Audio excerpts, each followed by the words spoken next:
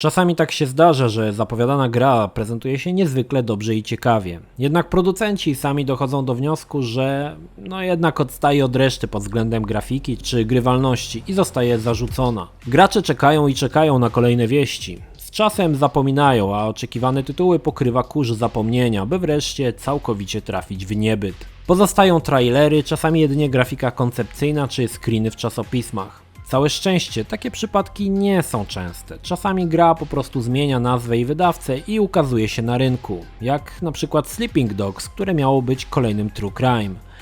Oto część pierwsza gier, w które nigdy nie zagramy, a w niej 10 tytułów, które miały powstać, ale z jakiegoś powodu do tego nie doszło. Czasami można gdybać, czy dany tytuł nie zmieniłby branży bądź samego gatunku danej gry. Większość z nich to prawdopodobnie murowane hity, a jednak coś gdzieś nie do końca zagrało. Zapraszam. Tiberium. Tiberium miał być taktycznym shooterem FPS dziejącym się w uniwersum Command & Conquer. Nie był to pierwszy romans serii z FPS-ami.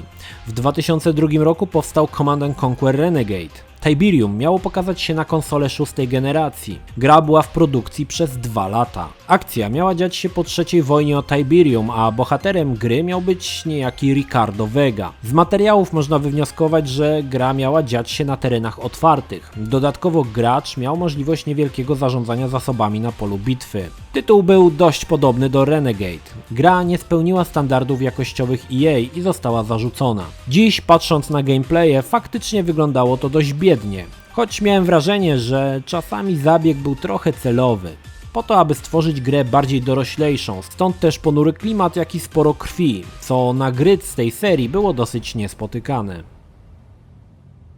Call of Duty Devil Brigade.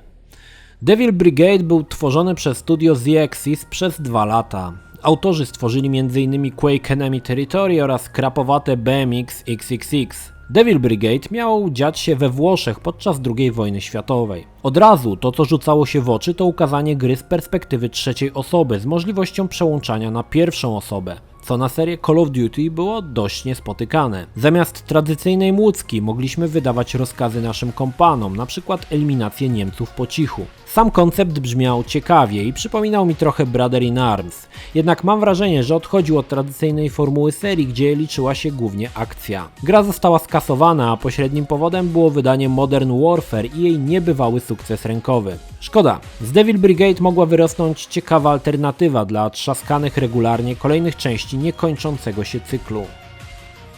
The Witcher.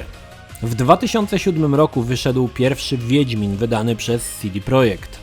Gra okazała się niebywałym hitem. Jednak 10 lat wcześniej Adrian Chmielarz wraz z ekipą ze studia Metropolis sięgnęli po prozę Sapkowskiego, aby stworzyć własną wersję Wiedźmina. Gra, jak na 97 rok, prezentowała się nader wyśmienicie. Prawdopodobnie Geralt także poruszał się po otwartym świecie, mógł zwiedzać niektóre budynki oraz oczywiście walczyć z potworami.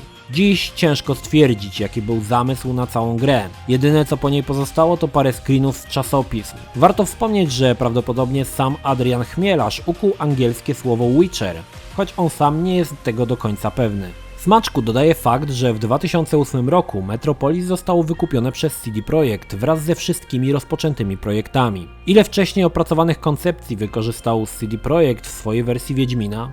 Tego się nie dowiemy. Niemniej warto pamiętać, że to Metropolis było pierwszą firmą próbującą przekuć prozę narodowego buca Sapkowskiego na grę komputerową. Tenth Planet. 10. Planeta powstawała w porozumieniu 2 firm, Bethesdy oraz Centropolis Production, firmy, za którą stał Roland Emmerich, producent takich hitów jak Dzień Niepodległości czy Gwiezdne Wrota. Gra miała opowiadać o obcych, którzy przyczaili się na Plutonie. Planeta powoli zbliżała się do Ziemi, która postanowiła wysłać swoich pilotów na walkę z obcymi. Tytuł oczywiście był Space Simem w pełnym 3D. Gra była zapowiadana jako następca kultowego TIE Fightera od LucasArts.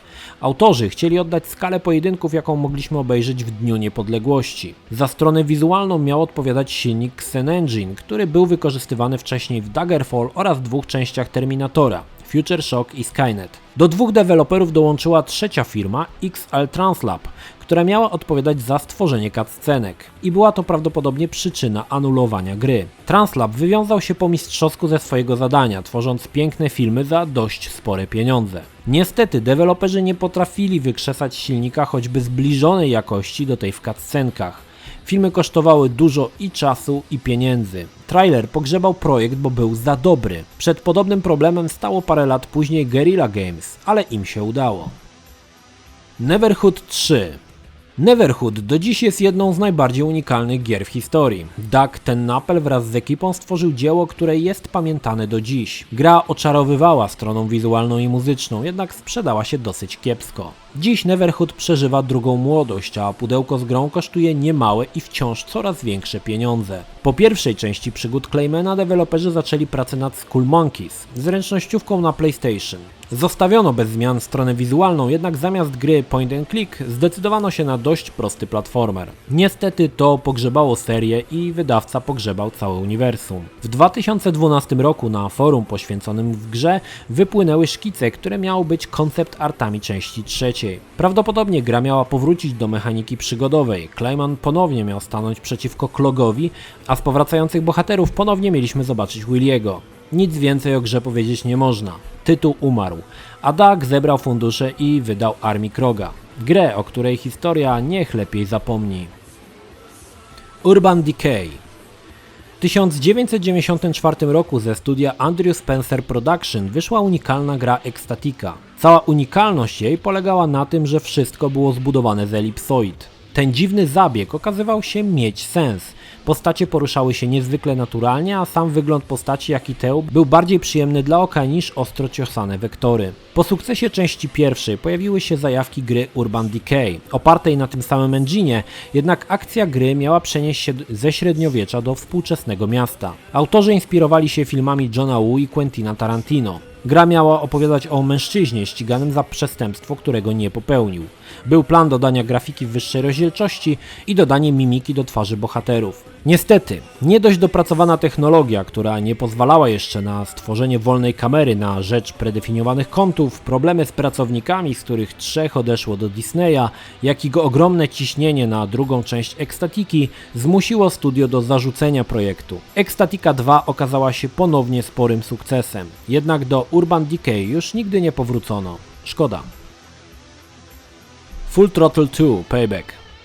Po sporym sukcesie gry Tima Schaffera Full Throttle od LucasArts, studio chciało stworzyć sequel. Jednak wcześniej Schaffer opuścił studio. Zdecydowano powierzyć się tytuł komuś innemu. Gra miała być bezpośrednią kontynuacją części pierwszej. Miała już skończone 25% lokacji oraz 40% koncept artów. Niestety nieporozumienia wewnętrzne spowodowały anulowanie produkcji. LucasArts postanowił jednak jeszcze raz zawalczyć z marką, próbując stworzyć grę Full Throttle Hell on Wheels, która miała być w pełnym 3D z większym ukierunkowaniem na akcję. Oprócz wyścigów na motorach miało być też walki motocyklistów. Niestety gra nie spełniała wymogów, krytykowano słabą grafikę, co spowodowało zamknięcie projektu. Niestety przeniesienie klasycznych przygodówek 2D do świata 3D nigdy się nie udaje za dobrze, czego przykładem mogła być 4. część Małpiej Wyspy. Warcraft Adventures. Warcraft Adventures jest chyba jedną z najsłynniejszych gier, które zostały skasowane. Po sukcesie drugiej części Warcraft studio postanowiło iść w nową stronę, tworząc grę przygodową w świecie Azeroth.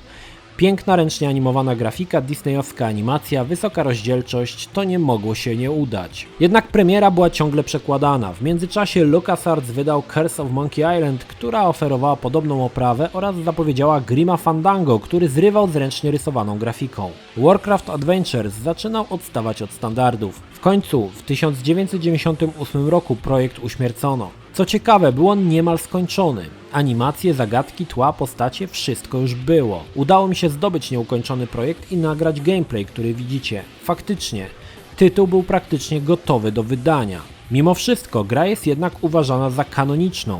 Zamiast niej powstała książka Lord of the Clans, a główny bohater gry, jak i książki, Thrall, stał się ważną postacią w uniwersum. Into the Shadows. Na początku lat 90. deweloper Triton, wywodzący się ze szwedzkiej demosceny, który wsławił się m.in. stworzeniem 2 odsłon Fast Trackera, zaatakował bijatyką osadzoną w świecie fantasy pod tytułem Into the Shadows. Nieinteraktywne demo, które działało w czasie rzeczywistym, robiło wrażenie. Silnik użyty w produkcji przewyższał nawet tego z Quake'a.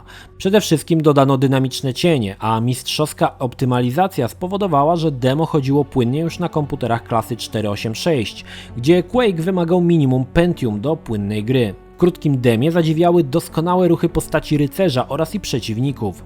Gra prawdopodobnie miała dziać się w ponurych lochach, a przeciw nam stawały przeróżne monstra jak szkielety, trolle czy zombie. Niestety studio zbankrutowało gdzieś pomiędzy 97 a 98 rokiem. Członkowie Tritona założyli Starbreeze, studio, które potem wydało świetne Kroniki Riddicka.